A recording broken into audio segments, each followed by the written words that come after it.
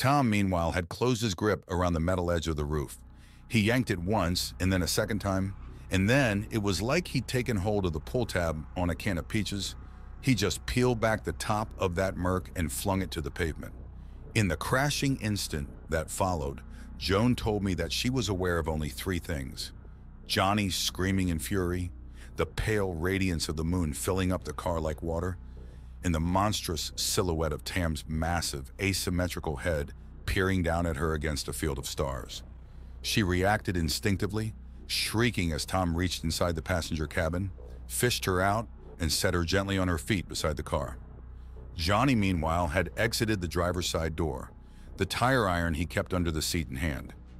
What he saw as he rounded the hood, a 7-foot-tall monster wearing knee-length trousers and a Milledgeville high-letter jacket, stopped him cold. The tire iron clanged to the pavement. He stumbled, grappling for the hood of the car to hold himself upright. By this time, Joan had stopped screaming. In the stillness, she could hear the thump of Love Bug from the high school gym. Joan reached up and took one of Tom's long talons in her hand. "This isn't over!" Johnny yelled as they turned away. "This isn't over, you bitch! You hear me?" But Joan didn't bother looking back. She'd never felt safer in her life. Tom walked her home. Somewhere along the way, she unpinned Johnny's crushed corsage and cast it into the shadows beside the sidewalk. And when they reached her house, she marched straight up the walk and rang the bell. Mr. Hayden staggered back into the living room when he opened the door and saw his daughter standing there hand in hand with a towering alien from outer space. "Hello, Daddy," she said sweetly. "I want you to meet my boyfriend, Sam." Whether Tom thought he was her boyfriend or not is also a matter of conjecture. But from that night on, there was something between them, and the consequences of that relationship would eventually ripple outward to engulf us all. But that was later. The immediate consequences were more predictable. Mrs. Hayden, who'd walked to the door behind her husband, screamed, and when Mr. Hayden started spewing his typical self-righteous bilge, Joan ignored him. She pushed past him, leading Tam by the talon, and introduced him to her mother. "Nice to meet you, Mouth. Hayden," Tom said, flecking her with viscous extraterrestrial spittle. When Mrs. Hayden just blanched by way of reply, her eyes bulging, Joan took him to the kitchen, poured them both a glass of milk, and served up a platter of her mother's homemade chocolate chip cookies. They chatted for 15 minutes, innocuous gossip about schoolmates and teachers before Tom took his leave. On his way out, he extended his talons to Joan's father. Predictably, Mr. Hayden refused to shake and nodded to her mother. He probably would have smiled if he could have. "I'm spending the night with Nancy," Joan said, escorting Tom out to the porch, where she kissed him goodnight. His kisses were really slobbery, she told me later, and his bony frills posed a considerable challenge. Plus, he ate the cookies by sucking them down whole, and he slurped his milk. Otherwise, Tom was pretty close to perfect. Mr. Hayden showed up at our front door first thing in the morning, demanding that his daughter come home. My father invited him in and left the two of them alone to talk things out. But talking soon led to bellowing and bellowing to the unmistakable sound of a blow.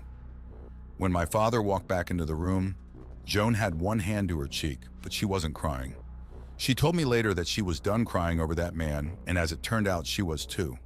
My father quietly suggested that Mr. Hayden might want to go home. Joan was welcome to stay with us until everyone had calmed down, he said. Mr. Hayden swallowed, but he didn't raise his voice. Mr. Hayden wasn't much more than a bully, and bullies are generally hollow at heart, I think, terrified that the world won't bend to their will. My father certainly wasn't bending. He simply opened the door for Mr. Hayden, who stepped outside. He turned back at the top of the porch steps, seething with humiliation and resentment. His face was white with fury. His fists clenched impotently at his sides. "I'll have the police here, Dave," he said. "I'll have my daughter home. When they arrive, I'll be sure to show them that bruise on her face," my father said. "Now get off my porch." Mr. Hayden walked down the steps and across the yard without looking back. The police never came, though, which is how Joan ended up spending the weekend with us. Come Monday, the bruise had faded to a dull yellow. You had to look close to know it was there at all, and a little blush took care of that. We walked to school together in the bright October morning, chatting amiably about homework and gossiping about the girls at our lunch table. The question of when she would go home did come up in passing. Never, she said, and she never did. The question of Tom did not. When the bell rang for first period, we'd moved on to Goblin Market, Joan merely smiled at him as she slipped into her desk, and I let myself believe that the boyfriend nonsense had passed. Come lunch, I learned that I was wrong. Joan collected her food and bypassed our table without a word. As she marched toward the corner where the aliens ate, the room gradually grew silent. By the time Tam scooted over to make a place for her at his table, the only sound was the occasional clank of a pot in the kitchen, and then even that stopped, as the staff gathered at the serving window, jaws agape. Joan pulled the whole thing off beautifully. I have to give her that. She never let on that she noticed the silence or the eyes upon her. She just smiled up at Tom and began to eat. When the final bell rang that afternoon and I walked out to the picnic tables, Joan was waiting. So was Tom. We walked home in companionable silence. Tam carried Joan's books and shortened his stride periodically so that we could keep up. I half expected to see Johnny's mutilated car idling at some intersection along the way, but if he was there, he hid himself well. When we reached the house, Joan offered Tom a glass of my mother's lemonade. We'd been neighbors and best friends for so long that she'd practically become a sister, helping herself to whatever she wanted, a privilege I was denied at the Haydens. Tom declined. "Thanked, but I thould go," he said, and Joan kissed him goodbye right there on the front porch. She was on the front porch anyway. He stood below to bring their faces into relative proximity.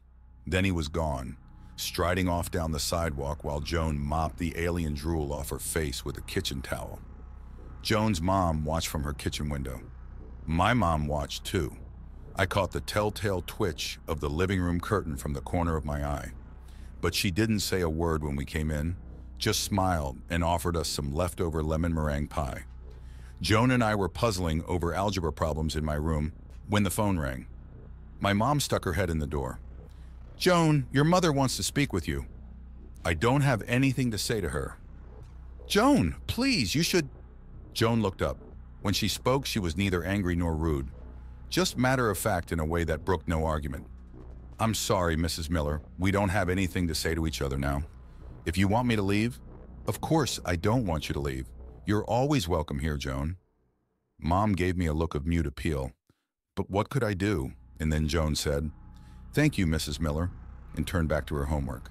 But she couldn't stay. We all knew that. Sooner or later, probably sooner, Mr. Hayden really would call the police. And in those days, there weren't a lot of legal avenues open to a 16-year-old girl in conflict with her parents, even if that conflict had culminated in physical abuse. There was much to love about 1955, but like our own, or any era, it was anything but perfect. My parents really would have welcomed Joan into our home for the long term. I believe that. But the forces arrayed against them were formidable. That's what my father said when he came up to my room before dinner. So I wasn't entirely surprised when Joan didn't come back to my house after school the next day. The problem was, she didn't go home either.